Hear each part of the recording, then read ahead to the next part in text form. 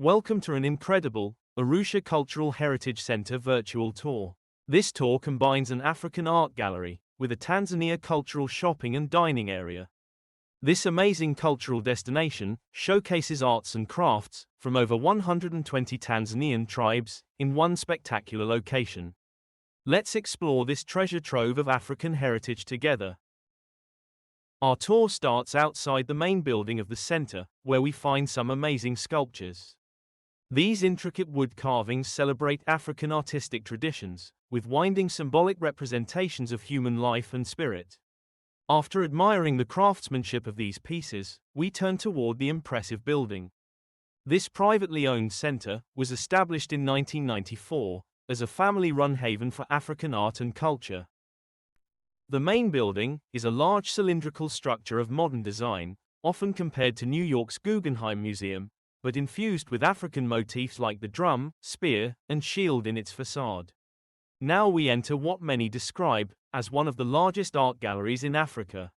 Entry is free, and the gallery showcases artwork and artifacts from over 120 Tanzanian tribes, all in one place.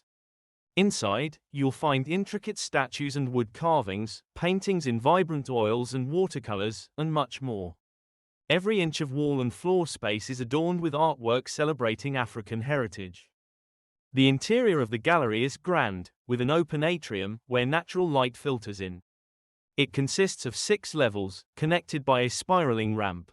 The gallery is loosely sectioned into 3 categories: history, wildlife, and soul, taking you through a journey of time, nature, and culture. Another remarkable feature of this gallery is that none of these exhibits are behind glass or in off-limit archives. In fact, everything you see is actually for sale. The center is both a gallery and high-end art marketplace. So as you admire an amazing wildlife sculpture, if it captures your heart and fits within your budget, you can take it home. As you can see, not only is this wildlife art exhibit area filled with stunning works of art, it is also a beautiful setting, where floor-to-ceiling window pods jut out, creating a curved glass box, bathing statues in daylight. Heading up to the next level, we reach a soul category area. This section is designed to capture the energy, allure, and very essence of Africa. It paints a vibrant and immersive portrait of the continent, beyond traditional ethnographic exhibits and wildlife art. The soul area includes more modern and abstract approaches. It includes pieces that reflect inner values, emotions, and cultural spirits, often blending contemporary mediums or visionary themes, alongside traditional items, such as tribal statues and carvings. As you can see, there is a lot to take in while exploring this gallery, and it is the result of decades of work.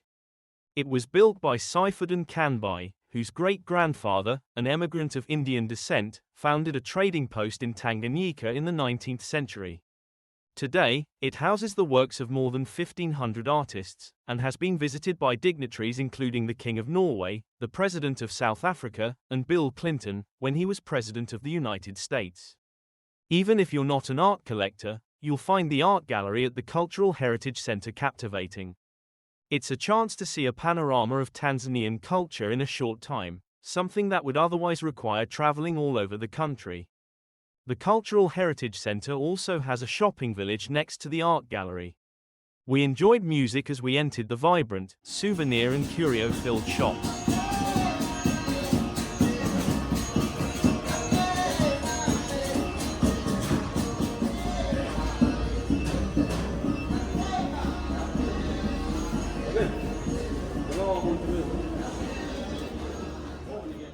Inside the main building of the shopping village, you will find almost every craft available.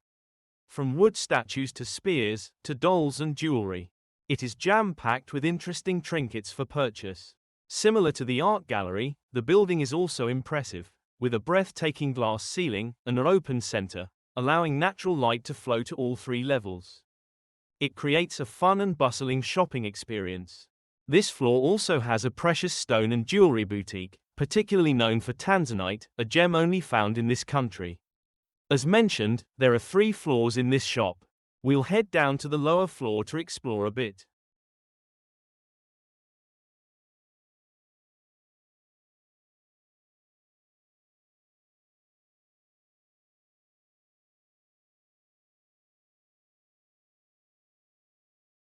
Down here, we find a large variety of items, from magnets, to jewelry, to baskets, and bags. It seems like, no matter what you are looking for, there is something for everyone, so a great place for large groups or a family to visit. From the ground floor, you can look up, and the soaring glass ceiling is even more impressive, rising like a tree from the center of the shop. With such a large variety, this shop is a great place to get gifts for others, and souvenirs for yourself. Finally, let's head to the top floor of the shop.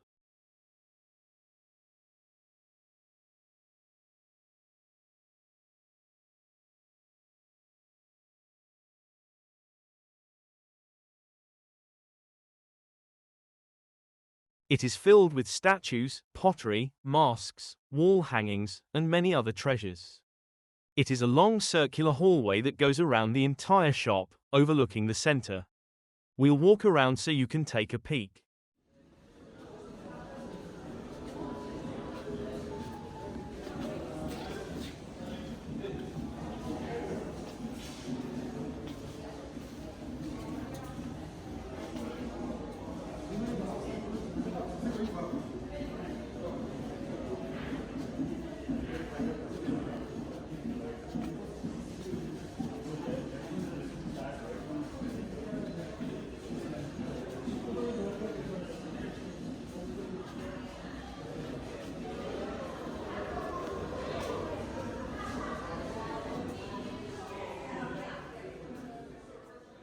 So, as you can see, this main shop is enormous and filled with tons of items.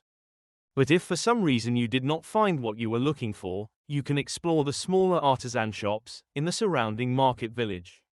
Each of these smaller shops have their own unique offerings, such as clothing, textiles, accessories, books, or spices. A few of these shops were located together in buildings, almost like little malls that you could walk through. Others were larger, standalone shops.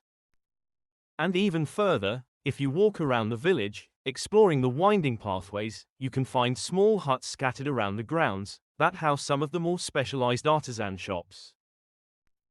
Speaking of the grounds, one of the most remarkable features of walking through the Cultural Heritage Centre is encountering the extensive outdoor sculpture collection, featuring African tribes and wildlife. The grounds are populated with numerous sculptures depicting African themes, creating an immersive outdoor museum experience. The area is also beautifully landscaped with an assortment of indigenous trees, bushes, and flowers, shading wildlife sculptures and African art, surrounding the brick walkways. It makes a magical environment to enjoy while shopping. Through some of these trees, you can get another look at the impressive art gallery building. And meandering along, you will find the small huts we talked about. They are formed as a cultural village demo, showing what a traditional tribal village would look like, complete with huts and livestock. Inside each of the huts you will find artisan shops including a bead shop, spice center, and Maasai center. Sometimes, there are even live workshops and demonstrations to show traditional beadwork, weaving, pottery, and mask carving techniques that have been passed down for generations. This large variety of shopping options provide you a chance to buy authentic, handcrafted items that directly support local communities and artists. In addition to stores, the Cultural Heritage Centre has some dining options, including a restaurant called Babu's Kitchen. So if you need a bite to eat, you can conveniently have a meal there. Babu's offers a diverse selection of home-cooked meals, including continental, African, and Indian cuisine. And there are also plenty of places to take a break and sit and relax in the shade. So as you can see, there is a ton to explore and do at the Arusha Cultural Heritage Centre, and we would set aside at least 2 to 3 hours for your visit. It is a great half-day trip to take as an alternative to a safari game drive. The Cultural Heritage Centre is open year-round, from 9 a.m. to 5 p.m., Monday through Saturday, and from 9:30 a.m. to 2 p.m. on Sunday. In addition to Babu's restaurant, there is also a coffee shop if you want to get a quick, lighter meal. Although it is a bit touristy, and perhaps a little more expensive than smaller, local markets, we found it convenient to have so many options in a single place, with a lot of conveniences. There is dining and restrooms available. and unlike many local shops, credit cards are accepted here. Finally, the center also supports various charitable initiatives including elephant conservation, orphanages, schools, and water projects. We hope you found this video informative. Thanks for watching. Please like, follow, and subscribe.